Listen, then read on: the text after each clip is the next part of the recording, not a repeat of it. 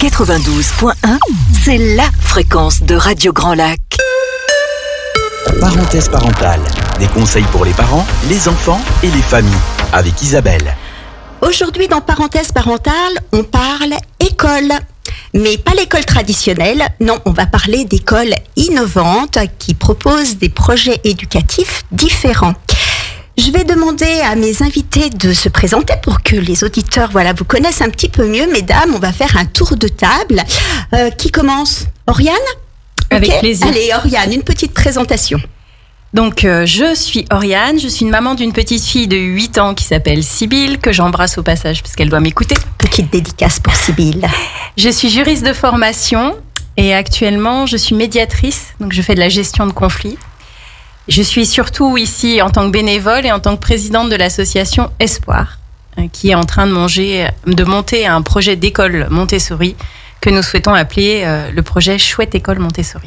Chouette École Montessori. Merci Oriane pour cette présentation. Blandine, à ton tour ?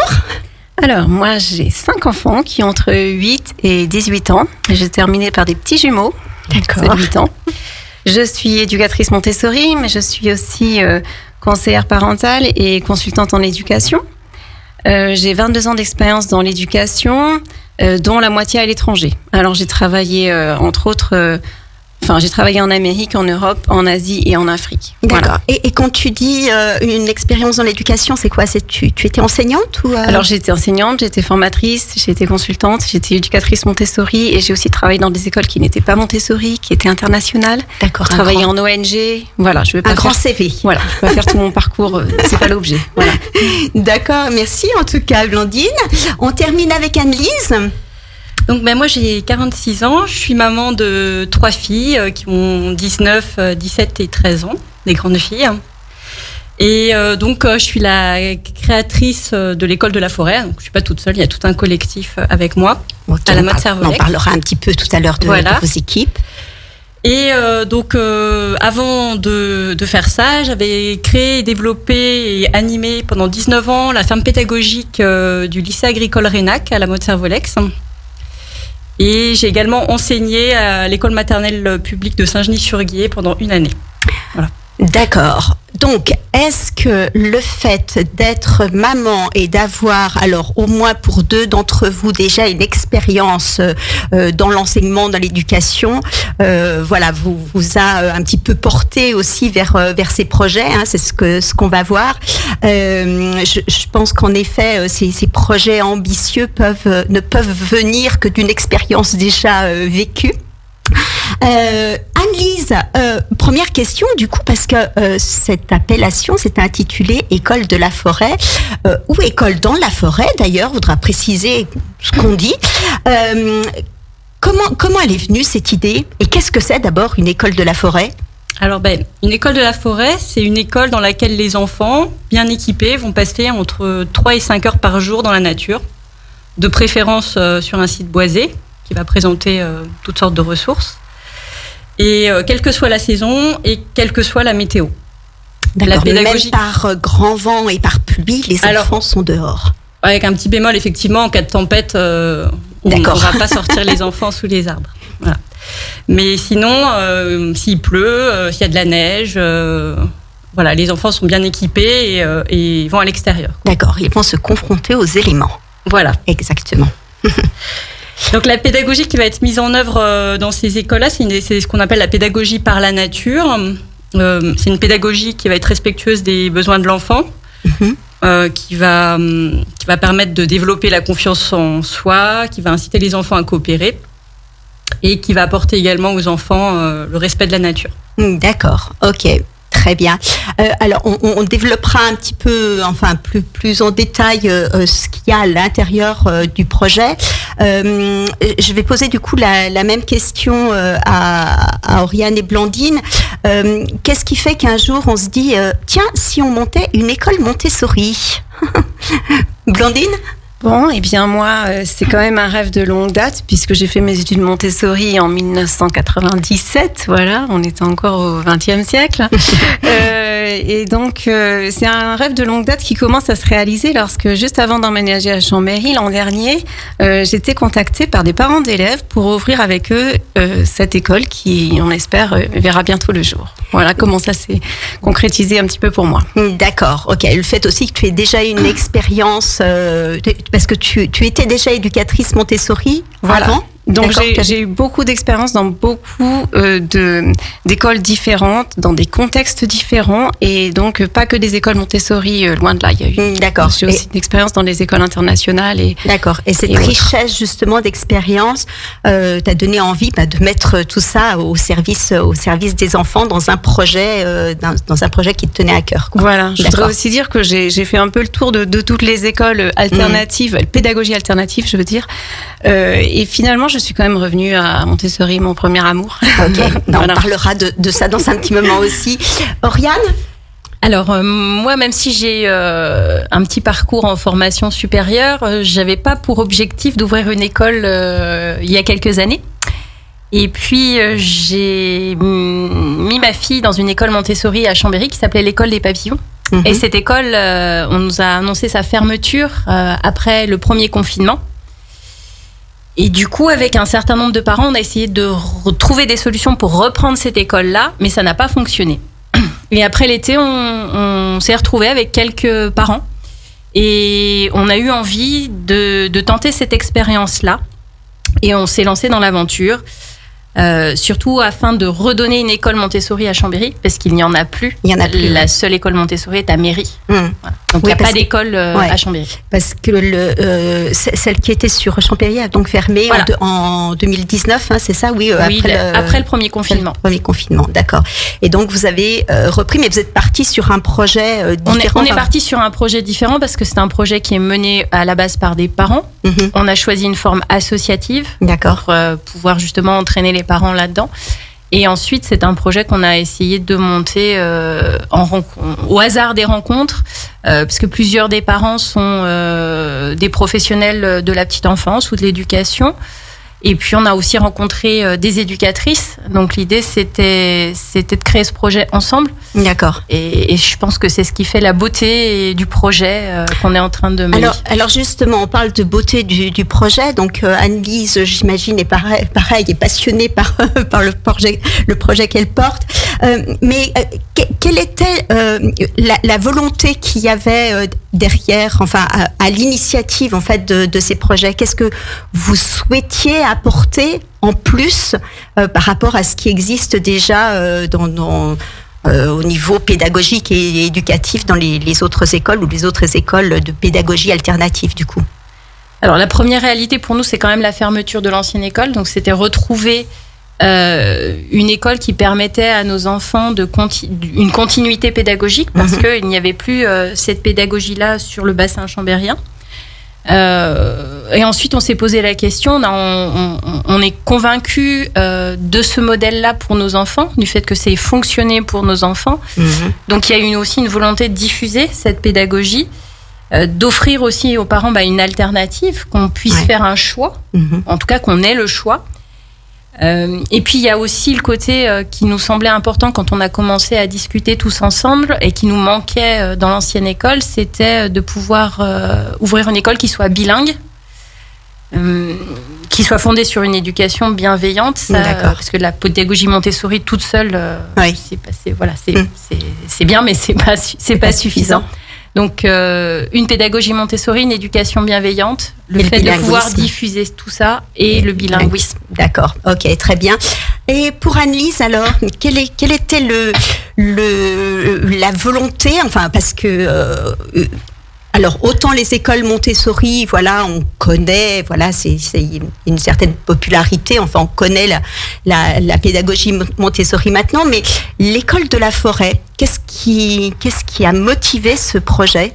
Alors, moi, vraiment, en fait, je suis très investie dans l'écologie depuis longtemps, particulièrement depuis la naissance de ma première fille, qui a 19 ans aujourd'hui. J'ai essayé pas mal de choses. Je me suis investie dans Enfin voilà, j'ai essayé d'être prosélyte, c'était une cause perdue. Enfin voilà, j'ai essayé pas mal de choses. Et là aujourd'hui, vraiment, je suis convaincue qu'on pourra pas opérer de transition écologique et sociale majeure sans changer profondément notre façon d'appréhender le monde. Et pour moi, c'est l'éducation qui est le moyen le plus efficace en fait. Voilà. Et l'objectif de ce projet, c'est vraiment que chaque acteur qui sera présent dans ce projet, donc ça, c'est les enfants, les parents, les bénévoles, on verra aussi tout à l'heure les personnes très âgées aussi qui pourront intervenir, de se reconnecter à soi, aux autres et à la nature, quoi. C'est vraiment ça D'accord, ok. La volonté profonde. D'accord. Donc là, en plus, c'est vraiment le projet éducatif et pédagogique sur lequel tu vas travailler, donc sur cette connexion à la nature et cette prise de conscience de l'écologie, c'est ça ? Oui. D'accord. Donc c'est vraiment le cœur de ton projet. Oui. Alors, tu parlais tout à l'heure, Oriane, du bilinguisme, de la transmission, tout ça. Mais dans le projet éducatif ou le projet pédagogique, qu'est-ce que vous avez mis dedans ? Enfin, quels sont... On va parler un peu en termes de valeurs. Du coup, qu'est-ce qu'il y a derrière ce projet ? Alors là, c'est Blandine qui va répondre. Ah, c'est Blandine. Blandine, la spécialiste. C'est elle. Alors, Blandine. Oui, parce qu'on s'est réunis, on a créé un groupe de travail pour rediriger le projet pédagogique. Et donc, on s'est réunis avec plusieurs parents bénévoles, dont beaucoup ont un métier en rapport avec l'éducation ou l'enfance, et puis des éducatrices Montessori dont je suis. Nous avons d'abord fixé notre objectif. Alors, le premier objectif, c'est la création d'une école Montessori, comme disait Ariane, bilingue, mais aussi solidaire, bienveillante et laïque. Notre leitmotiv, c'est un peu ce que vient de dire Annelise, en fait. C'est apprendre dans la joie, en prenant soin de soi, des autres et de la planète. Ok. Voilà. Donc, on disait se reconnecter avec soi-même, avec les autres et avec la nature. Donc, nous aussi, c'est pareil. Voilà. J'adore c'est vrai que c'est, voilà, un projet éducatif qui fait du sens, alors qu'il est beau, il véhicule de belles valeurs, mais en plus, voilà, dans le contexte actuel, il fait énormément de sens. Voilà, et notre projet est basé sur une approche profondément humaniste qui est centrée sur l'enfant, grâce à une éducation bienveillante et positive dont parlait Oriane. Cette éducation bienveillante qui suscite et qui cultive le désir de découvrir et d'apprendre dans un esprit de coopération, ça développe en développant l'autonomie et la confiance en soi. Et le projet fondé sur la pédagogie Montessori, mais pas seulement. Il est aussi, on souhaite aussi prendre en compte évidemment les avancées des neurosciences qui maintenant valident en fait toutes les découvertes de Maria Montessori il y a un siècle déjà. Accompagner les enfants dans leur processus d'apprentissage, dans le développement des compétences psychosociales, donc pas juste scolaires évidemment. Nous souhaitons aussi ouvrir cette école, comme disait Oriane, bilingue, mais aussi avec une dimension interculturelle et aussi intergénérationnelle. Et notre projet accorde aussi de l'importance à la question environnementale, à la démocratie, par exemple pour les plus grands, donc les enfants en élémentaire, la classe est autogérée avec des conseils de coopération. Alors évidemment, il y a toujours l'enseignant qui est présent, qui est le guide. On apporte de l'importance aussi aux pratiques. On aura des pratiques de l'attention, c'est-à-dire grâce au yoga, à la méditation ou la mise en place d'un coin de recentrage. Ça facilite la concentration, mais aussi les compétences psychosociales. Et la question relationnelle est aussi essentielle dans notre projet, c'est-à-dire les relations entre les parents, les élèves et les enseignants. Donc la communication bienveillante, c'est pas juste les adultes qui sont dans l'école et les enfants, c'est aussi un travail qu'on fera avec les parents. Donc la communication et la coopération avec les parents est essentielle pour nous. Ok. Voilà. Alors je comprends pourquoi Oriane voulait laisser la parole à Blandine, du coup, parce qu'elle maîtrise son sujet à la perfection. Hein. Alors Blandine, j'entends plein de choses hyper positives, enfin pour lesquelles je suis très très réceptive. Bienveillance, compétences psychosociales, pratique de l'attention. Mais on parle peut-être aussi de choses plus académiques, français, mathématiques, histoire, géographie. c'est encore au programme, ça, de vos écoles? Oui. Alors, effectivement, on va suivre le programme de l'éducation nationale. Voilà, je voulais en venir là. Est-ce que du coup, oui, alors vous suivez le programme de l'éducation nationale? Oui. Ouais. Alors, évidemment, on suit le programme de l'éducation nationale, même si nous serons une école hors contrat. D'accord. C'est important, surtout pour que les enfants puissent un jour retourner dans le système scolaire classique, entre guillemets, si c'est nécessaire pour eux. Oui, je pense que c'est une vraie question Voilà. que posent les parents quand ils inscrivent les enfants dans ce type d'école. C'est en effet, voilà, on ne sait jamais si un jour on doit déménager, partir ou pour une raison ou une autre enlever notre enfant de ce système-là, est-ce qu'il pourra facilement réintégrer l'école publique? Donc Voilà. oui, en l'occurrence. Ok. Mais le programme qu'on suit, c'est aussi et surtout le programme Montessori qui permet aux enfants de travailler à leur rythme. Et donc, la pédagogie Montessori, elle permet de suivre chaque enfant selon ses compétences, ses capacités, son niveau, ses talents. Ouais. Il peut passer plus de temps sur une notion sur laquelle il a du mal, par exemple. Il peut aussi aller beaucoup plus vite, sauter des étapes, approfondir des sujets qu'il passionne. Et ça, c'est tout à fait possible dans le cadre du programme de l'éducation nationale, puisque le programme de l'éducation nationale est basé sur des cycles de 3 ans. Donc en fait, officiellement, les enfants ont bien 3 ans pour acquérir les compétences. Donc ça ne pose aucun problème de suivre le programme Montessori et en même temps le programme de l'éducation nationale. D'accord, ok. Anne-Lise, du coup, même question. Comment est-ce que ton projet, je dirais, académique est construit? Est-ce que pour toi, il y aura ce genre de matière, ou alors est-ce qu'il est possible de faire un apprentissage hors de ces matières, matières académiques, je veux dire, traditionnelles? Donc, en fait, dans notre projet, on peut atteindre tous les attendus. Alors, ce sera une maternelle. Hein, d'accord. Donc, ok. Pour l'instant, ce sera une maternelle. Après, moi, j'aimerais ouvrir les classes du CP, au CM2, ouais. Et voire même un collège plus tard, pourquoi pas. Oui, il faut être ambitieuse. Tout à fait. Je pense que ça peut être très chouette aussi. Le collège de la Forêt, ça pourrait être très porteur également. Et donc en fait, toutes ces matières-là, alors il y a déjà beaucoup de choses beaucoup de situations d'apprentissage qui vont se trouver naturellement en forêt, en fait, qu'on n'a pas besoin de créer comme on fait souvent dans très les clairement, systèmes sciences et vie de la terre, voilà, là, ça coule de source. Okay. Mathématiques, j'ai un peu plus de mal. Alors mathématiques, en fait, il y a plein de situations où on peut utiliser la nature pour créer des situations d'apprentissage. Les châtaignes, les champignons, voilà. À cette saison. C'est vraiment, il y a un livre qui a été écrit par Sarah Vauquier sur ce sujet-là, en fait, où elle propose tout un tas d'activités. Il y a vraiment tout un panel de choses qui sont possibles. Okay. Donc ça, c'est vraiment pas un problème. Sur le langage, les compétences de langage, c'est pareil. C'est le fait qu'il y a un gros taux d'encadrement, on sera 1 pour 8. D'accord. Donc, plus des bénévoles qui pourront venir également. Donc, c'est les compétences de langage vont pouvoir être bien travaillées aussi par rapport à ça. Sur la motricité, ça paraît assez évident. Oui, bien sûr. Ils vont aller crapahuter dans la forêt, grimper aux arbres, aux rochers, se pendre aux branches. Donc oui, motricité, on comprend bien. Voilà, sur l'exploration du monde, c'est pareil.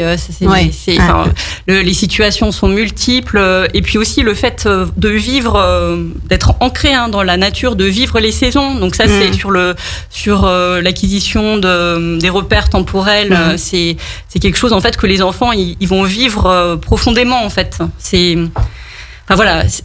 Toutes ces au niveau scientifique, c'est pareil. On va pouvoir observer et découvrir tout un tas de choses en fonction au fil des saisons. C'est très très riche. La nature, elle est extrêmement riche pour nous permettre tous les apprentissages nécessaires. Ok, je suis convaincue, Anne-Lise. Alors, une autre question. En préparant l'émission, je me suis un petit peu quand même documentée sur ce que vous faisiez, et je me suis rendu compte que les écoles alternatives se développaient énormément. On est passé de 350 écoles en 2014 à 700 aujourd'hui. À votre avis, pourquoi il y a autant de projets qui se développent en France? Qui veut prendre la question, Je vais peut-être essayer de répondre. Allez, Oriane. Je pense qu'on est tout autour de la table consciente qu'il y a plein de recherches qui sont faites en neurosciences, en pédagogie alternative, et que ces recherches-là, il y a plein de professionnels qui ont tout simplement envie de les mettre en pratique, d'essayer, d'appliquer. Et les écoles alternatives, c'est un fabuleux creuset pour ça, d'essayer de mettre ça en pratique avec des enfants, avec les enfants. Je pense que la posture de l'adulte, elle a également changé. On est passé des apprentissages strictement académiques à cette volonté de prendre l'enfant dans sa globalité, de satisfaire ses besoins dans sa globalité. Il y a cette idée de capacité à comprendre qui devient essentielle pour les enfants, comprendre les émotions, interagir avec autrui, avec la nature. Et ça, c'est aussi important que les compétences académiques. Ça fait partie d'un tout. Il y a l'idée de replacer l'enfant et l'éducation dans un système global, je pense. Ok. Est-ce que vous diriez du coup que le modèle de l'école républicaine est en train de s'épuiser? Est-ce qu'on arrive à une fin de cycle, à quelque chose qui a besoin de se renouveler du coup? Alors, je pense qu'il y a besoin de renouvellement. C'est moi qui. À moins que Annelise. Je parlerai après. D'accord. Je pense que le système classique, il est en transition. Ça, j'en suis persuadée. Je pense pas qu'il soit à bout de souffle. Quand on discute avec un certain nombre de professeurs des écoles, on voit qu'il y a une prise de conscience, qu'il y a une réelle volonté de changement. Ça, c'est indéniable. Par contre, les changements prennent du temps, particulièrement dans un système qui est aussi énorme que celui de l'éducation nationale. Et pour les petites structures qui sont les nôtres, enfin qui seront les nôtres, je l'espère, c'est plus facile de s'adapter aux changements sociétaux. Et je pense que les initiatives alternatives qu'on porte, nous, d'autres, il y a aussi cette idée qu'un jour, et je l'espère le plus rapidement possible, elles pourront être aussi intégrées par tous, et pourquoi pas par l'éducation nationale. Oui, est-ce que, en fait, si je peux résumer en disant que les défis auxquels on est confronté aujourd'hui, l'école de la République, l'école publique, n'est pas en mesure aujourd'hui de former les enfants pour y répondre, et c'est un petit peu l'engagement que vous prenez pour former les citoyennes de demain. Alors, je vais pas me prononcer pour l'éducation nationale. Par contre, nous, c'est ce qu'on souhaite faire. Et l'idée, c'est de voir que il y a plein d'initiatives pédagogiques alternatives. L'école de la forêt, les écoles Montessori, Steiner, des écoles démocratiques et l'éducation nationale. Et l'idée aussi, c'est qu'il y ait une solution d'apprentissage pour tous les enfants. Je pense qu'il y a des enfants qui se retrouvent et qui sont très heureux dans l'éducation nationale. Et puis, il y en a d'autres qui ont besoin d'aller gambader dans la nature beaucoup plus. Et puis, il y en a d'autres qui ont besoin de manipuler du matériel concret. C'est ce que tu disais tout à l'heure, offrir du choix aux Exactement. parents. Tout à fait.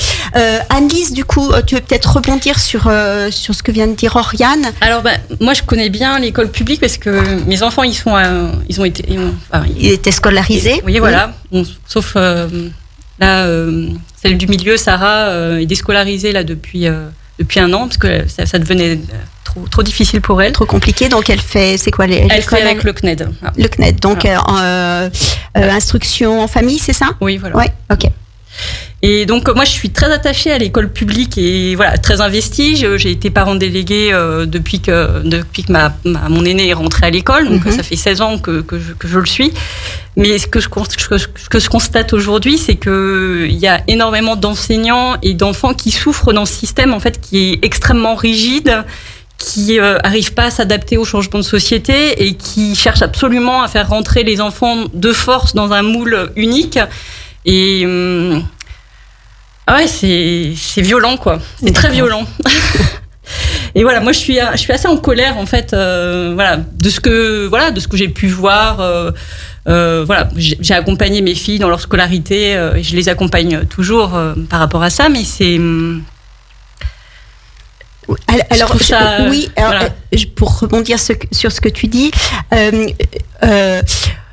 peut-être ne pas généraliser quand même, parce que cette violence, c'est vrai qu'elle existe pour certains enfants qui ont plus de mal à rentrer dans les cases de l'éducation nationale. Voilà, mais il y en a pour qui ça se passe. Oui, ça se voilà. passe bien, mais malgré tout, mon aînée par exemple était particulièrement scolaire. Elle s'est parfaitement bien adaptée au système. Ouais, voilà. Et pour autant, c'est pas pour autant qu'elle n'en a pas souffert en fait. Ce qui est développé dans ces écoles-là, c'est quand même quelque chose, à mon avis, qui aurait vocation à être généralisé en fait. Ok. Alors c'est bien ce que tu viens de dire, parce que du coup ça me permet d'enchaîner sur sur la question que j'avais prévue après. C'est vrai que là, vous avez parlé avec votre regard donc d'enseignante, de porteuse de projet en tout cas, mais les parents sont aussi de plus en plus en recherche d'écoles qui proposent un accueil bienveillant. Alors, vous en parliez tout à l'heure pour le projet Montessori, mais en particulier pour les enfants qu'on appelle neuroatypiques, les enfants qui sont TDAH ou bien les enfants au potentiel ou les enfants avec des troubles du syndrome autistique ou bien les enfants multidys. On appelle ça l'école inclusive aujourd'hui. Est-ce que ces aspects sont pris en compte dans vos projets ? Oriane, Blandine, Oriane se regarde. Alors, moi, oui, c'est Blandine. Bien sûr. On a vraiment la pédagogie Montessori est faite pour tous les enfants. On s'adapte à tous les enfants sans exception. Ça ne pose aucun problème d'accueillir des enfants différents, si on peut dire ainsi. Bien au contraire, on considère que chaque enfant est différent. Et donc, on prend chaque enfant avec ses spécificités, ses besoins. Tout en ayant aussi en tête qu'on ne peut pas avoir une école avec que des enfants différents. Parce que ça mettrait en péril l'équilibre. C'est plus de l'inclusion. Voilà. Et ça mettrait en péril aussi l'équilibre de l'environnement. On dit environnement pour dire classe dans le jargon Montessori. Voilà. Donc, et en plus, on n'est pas des éducatrices spécialisées, nous sommes des éducatrices Montessori.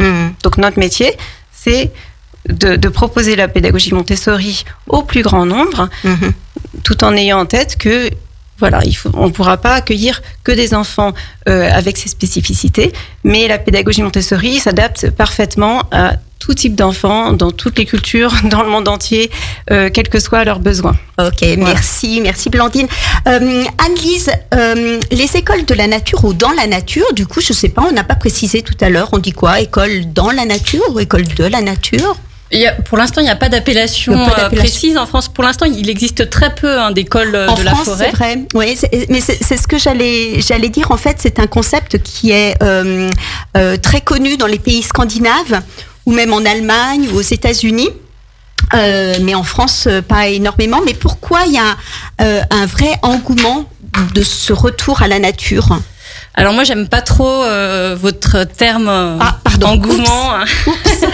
Parce que je pense que c'est pas juste un effet de mode, mais vraiment un besoin profond de chaque être humain de se reconnecter à la nature.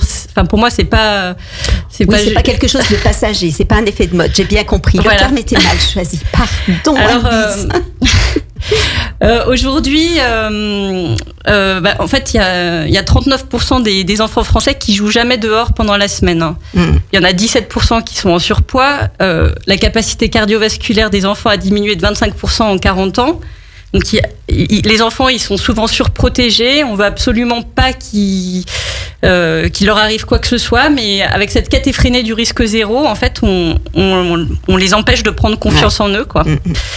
Donc ça, plus l'exposition précoce et intensive aux écrans, le manque de temps pour le jeu libre avec des emplois du temps qui sont surchargés pour les enfants.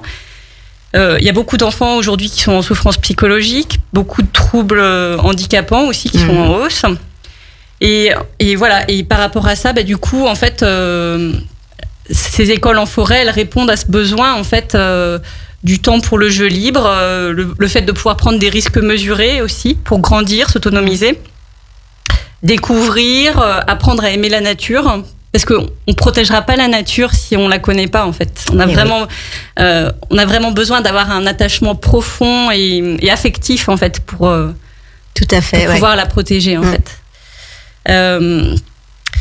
Donc voilà, c'est ce temps en nature aussi, ça permet de se dépenser, de se défouler. Là, on parlait tout à l'heure des enfants, par exemple, qui sont diagnostiqués TDAH. Très souvent, quand ils sont dans une école de la forêt, ça n'apparaît plus. Très clairement, oui. Voilà, parce qu'en fait, être entre quatre murs et là, je disais, on a trouvé un terrain, il fait 7000 mètres carrés. Je disais, il n'est pas très grand, mais voilà, il n'est pas très grand, il est quand même bien plus grand qu'une salle de classe. Une cour d'école. Voilà. Voilà, là, les enfants, ici, ils ont besoin de crier, de bouger, c'est possible. Voilà. Ouais, ok. Donc un vrai besoin de reconnexion à la nature, parce que cette nature, c'est vrai, on se l'est un peu appropriée comme un objet, on l'a modifiée, mais on a oublié qu'on en était dépendant. En fait, surtout plus que ça, on fait partie de la nature, on est dedans en fait. Par exemple, moi, j'aime pas du tout le mot éducation à l'environnement, comme si c'était quelque chose d'extérieur à nous. Non, on est dans la nature, on en fait partie. Anne-Lise est une passionnée, je pense que vous l'entendez. Ok, merci pour ces précisions Anne-Lise, merci pour cette passion. Je vous propose une deuxième pause musicale et dans la deuxième partie de l'émission, on parlera plus précisément de la pédagogie Montessori et puis on fera le point pour savoir où vous en êtes un petit peu de vos deux projets. Donc une pause musicale, on écoute Alain Chamfort, La fièvre dans le sang et on se retrouve tout de suite après. Parenthèse parentale, des conseils pour les parents, les enfants et les familles, avec Isabelle. Vous êtes restés avec nous sur le 92.1 et sur radiograndlac.com et vous avez bien raison parce que l'émission est passionnante. On parle scolarité, mais scolarité d'un autre genre. D'ailleurs, Oriane, est-ce que vous pourriez nous rappeler les grands principes de la pédagogie Montessori telle que vous allez la mettre en œuvre à la chouette école Montessori, puisqu'elle s'appelle comme ça ? Oui, Isabelle. Alors, la pédagogie Montessori, elle est fondée sur le respect du rythme, des besoins de l'enfant. L'idée, c'est qu'en observant les enfants, l'éducateur ou l'éducatrice sait quel travail il va proposer à l'enfant en fonction de son appétit. C'est ce qu'on appelle les périodes sensibles. Et si l'enfant apprend au bon moment, en fait, on se rend compte que il apprend vite, il apprend mieux et avec beaucoup, beaucoup de plaisir surtout. Et c'est ce qu'on recherche. Les âges sont mélangés pour permettre à chaque enfant d'aller à son rythme et pour favoriser l'entraide. Et puis pour aussi ne pas que l'enfant ne bloque pas sur quelque chose, puisqu'il y a des plus petits qui ont réussi ou qui n'y arrivent pas, puis des plus grands qui ont réussi et qui n'y arrivent pas, et c'est pas grave. Donc il y a une classe 3-6 ans, l'équivalent de la maternelle, et puis ensuite un groupe soit de 6-12, soit 6-9, 9-12, ça dépend des écoles. Le travail, il est surtout individuel pour les petits, parce que c'est le moment où ils se construisent eux, en tant que personnes. Et puis, quand ils sont plus grands, on favorise le travail collaboratif parce que ils sont dans une période sensible pour la socialisation. La liberté, elle existe, mais elle est encadrée, c'est-à-dire qu'on va donner à chaque enfant la liberté qu'il est en mesure de gérer en fonction de son âge et de son développement personnel. Et puis surtout, c'est une pédagogie qui permet l'autonomie.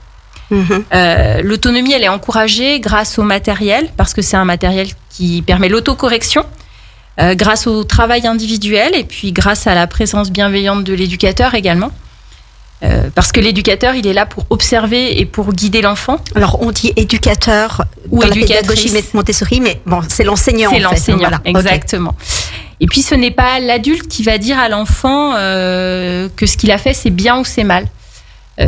Il va guider l'enfant, le matériel va lui permettre de se corriger, et puis ça va permettre à l'enfant de se rendre compte s'il a fait des erreurs, d'en apprendre quelque chose, parce que c'est ça l'idée, c'est d'apprendre de ses erreurs. Et puis les enfants apprennent également grâce à des expériences, parce que c'est ça, ils manipulent beaucoup de choses.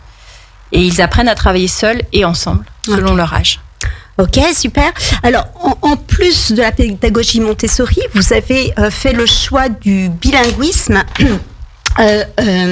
Blandine, est-ce que tu peux nous expliquer, comment vous allez inclure ça du coup dans l'éducation, dans la pédagogie Montessori et dans le respect des programmes de l'éducation nationale?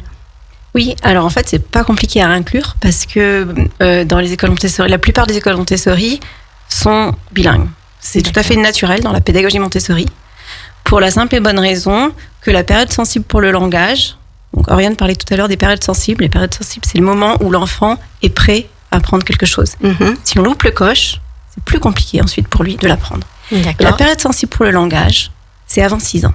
C'est certainement pas l'adolescence. À l'adolescence, les écoutilles sont déjà fermées et il va avoir beaucoup plus de mal à apprendre les langues, l'enfant. Donc la meilleure période, c'est en effet quand ils sont petits, donc dès l'âge de 2 ans et demi, vous prenez les enfants à partir de quel? Ce qui est parfait, vraiment idéal, c'est entre 0 et 6 ans.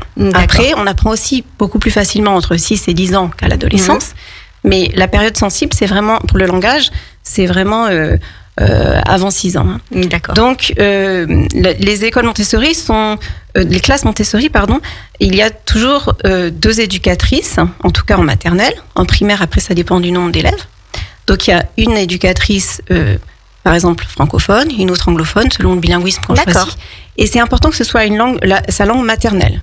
Pourquoi ? Parce que l'éducatrice ou l'éducateur ne colporte pas juste la langue avec la grammaire et le vocabulaire, mais aussi tout ce qui est non-verbal, l'attitude, la culture, évidemment l'accent. Et l'accent, l'enfant, il l'absorbe parfaitement quand il est petit. Donc, il y aura toujours des duos, en fait, dans les classes? Oui, alors, si le budget ne permet pas d'avoir 2 éducateurs, parce qu'il y a trop peu d'enfants en primaire, en général, en élémentaire, en général, c'est ça parfois qui se passe plus en élémentaire qu'en maternelle, on peut avoir toujours 2 éducatrices, par exemple, ou des éducateurs à mi-temps qui...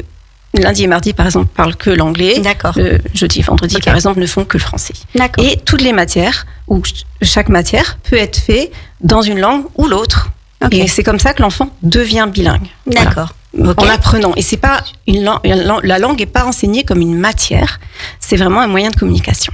Voilà. Super, très très bien, merci. On va faire un retour dans le concret de vos projets. Où est-ce que vous en êtes aujourd'hui, Anne-Lise? Il en est où ce projet? Alors, donc, on a un collectif de 12 personnes, là.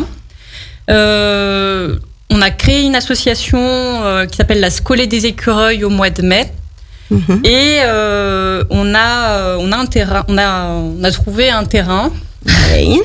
Un terrain sur la Motte Servolex, un terrain communal. Donc je remercie beaucoup la mairie de la Motte Servolex pour son implication dans ce projet. Donc ce terrain, il est en zone naturelle, donc on ne pourra pas y implanter notre yourte. Mais on a trouvé un autre terrain qui est à 400 mètres de là et en fait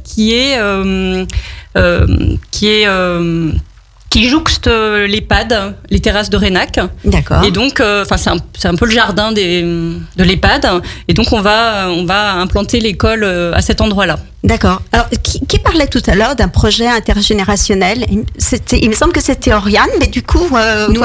Oui, en fait. Donc, vous êtes toutes sur cette volonté-là. Voilà, tout à fait. Alors, l'idée, c'est vraiment que les enfants puissent se rendre à l'EHPAD très facilement et que les personnes âgées puissent venir également. Et aussi, donc des personnes moins âgées, des retraités encore actifs, que ces retraités-là puissent participer également en tant que bénévoles aux matinées en forêt. Ok, voilà. Super, très très bien. Et Oriane et Blandine, le projet Chouette École Montessori, en est où? Alors, nous, on a notre projet pédagogique. On a mis en place pas mal d'outils de communication. On a notre budget qui est arrêté. La difficulté, c'est encore le lieu. Alors, je croise les doigts parce qu'on est en train de négocier quelque chose sur Chambéry, mais pour l'instant, on n'a rien de signé. Voilà, donc officiellement, on est toujours en recherche. Et alors, il faut lancer un appel. Voilà. Allez, c'est parti. Les micros sont ouverts. Un appel autour de Chambéry pour un lieu à la fois accessible et proche de la nature. Voilà, si on arrive à signer... Alors, il faut être précise, soyez précise. Qu'est-ce que vous recherchez exactement? Un bâtiment, ça peut être une maison.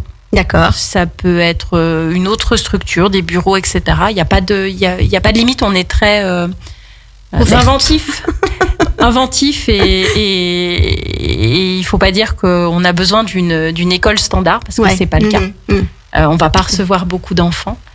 Vous allez pouvoir vous adapter au exactement, début. on peut s'adapter et on est prêt aussi à collaborer, soit effectivement, comme Anne-Lise le fait avec un EHPAD, ou avec des bâtiments qui peuvent recevoir des enfants à d'autres moments, par exemple, des centres de vacances, etc., etc. Voilà, donc on espère pouvoir vous donner des bonnes nouvelles d'ici quelques semaines ou quelques mois. Et puis, si c'est pas le cas, si quelqu'un a quelque chose pour nous, on est preneur. À la fin de l'émission, je donnerai toutes nos coordonnées. Tout à fait.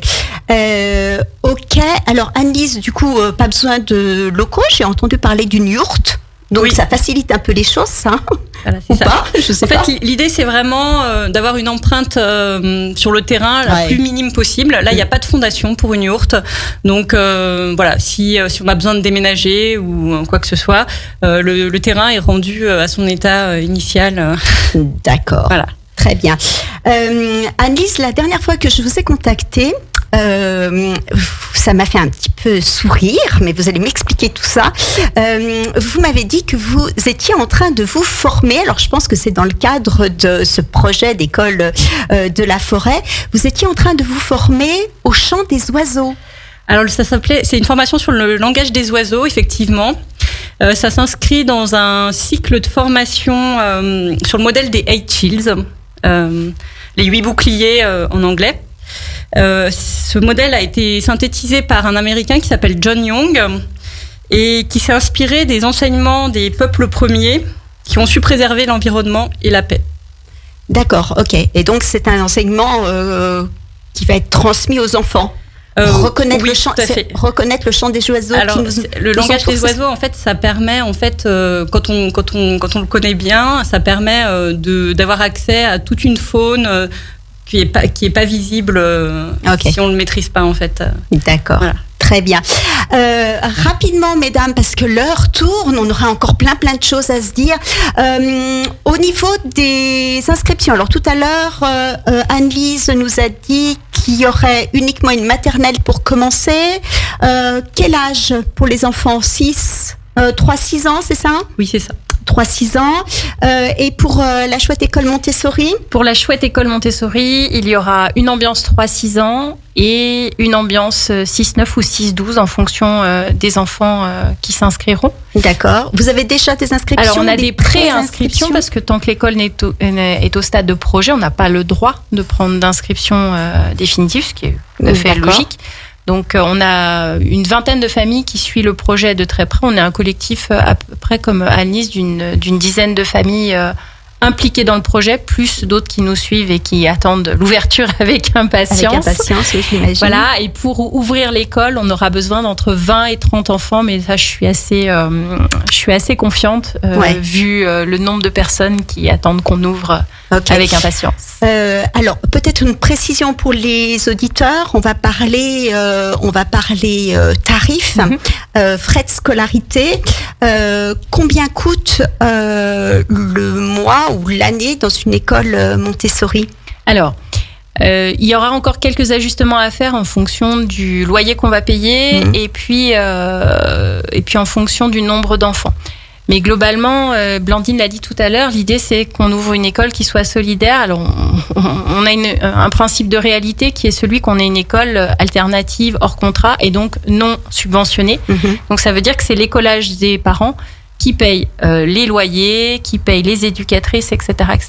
Donc on a essayé de faire une scolarité, un écolage en fonction des revenus des parents, en fonction du coefficient familial. Donc on serait entre 400 et 600 euros au mois, voilà. Sachant qu'il y a encore des ajustements à faire. On avait un budget qui était très précis l'année dernière parce qu'on avait un lieu au départ et là ça va redemander quelques petites précisions. Mais en tout cas ça donne une idée déjà aux gens. Ok. Anne-Lise? Donc là le budget est actuellement à l'étude, c'est pas finalisé pour l'instant. Pour l'instant, le budget mensuel serait de 250 à 450 euros par mois, selon le quotient familial. Ok. Mais moi, je suis très attachée à ce que toutes les familles qui ont le projet de mettre leur enfant dans cette école puissent le faire. Et je suis en train d'étudier la possibilité que les frais de scolarité soient beaucoup plus bas en m'inspirant des écoles bretonnes et des écoles basques. Dans lesquelles tous les parents participent très régulièrement, c'est-à-dire à peu près un week-end par mois, à des activités lucratives, comme par exemple l'achat-revente de produits basques sur des fêtes de village. Okay. Donc ça serait quelque chose à adapter à notre territoire, puisqu'on n'est pas sur le même territoire. Mais voilà, là je vais lancer une étude de marché sur cette idée-là, en fait, pour voir comment réduire les frais de scolarité par ce biais-là. Voilà. Parce que là, quand j'ai fait mon étude de marché, beaucoup de parents sont pas forcément des personnes qui ont des gros moyens et qui, par contre, qui seraient prêts à s'investir en temps pour participer au fonctionnement de l'école. Super. Il nous reste très peu de temps. Je pense qu'il est peut-être venu maintenant le moment de donner des informations très pratiques pour que les parents puissent vous contacter. Qui commence C'est Oriane, Blandine? C'est moi qui les ai. Un site internet, je sais pas, un numéro de téléphone, où peut-on vous contacter? On a un service communication qui est au top. Donc on a une page Facebook, Chouette École Montessori bilingue Savoie. On a une adresse mail espoir espoirs@melo.com. Et puis un site internet, Chouette École Savoie sur WordPress pour l'instant parce que c'est un petit peu moins cher. Et puis surtout à partir d'après les vacances de Toussaint, nous allons commencer par proposer des ateliers pour les 3-6 ans. Ce sera à la Maison de l'Enfance du Biolay, que je remercie beaucoup de nous accueillir. Ce sera le samedi matin. On fera des cycles sur la vie sensorielle et la vie pratique, et puis après les sciences et la géographie, avec Aurore et Gisela qui sont impatientes de trouver les enfants. Super. Anne-Lise, où peut-on te contacter? Alors, le plus simple, en fait, on a une page Facebook, donc c'est chercher École de la Forêt de la Motte-Servolex. On tombe sur notre page Facebook. D'accord. On a une adresse mail également, c'est ppnsavoie@ecomail.fr. Et donc on est en création d'un site internet, mais bon, voilà, pour l'instant c'est en cours. C'est en cours, ok.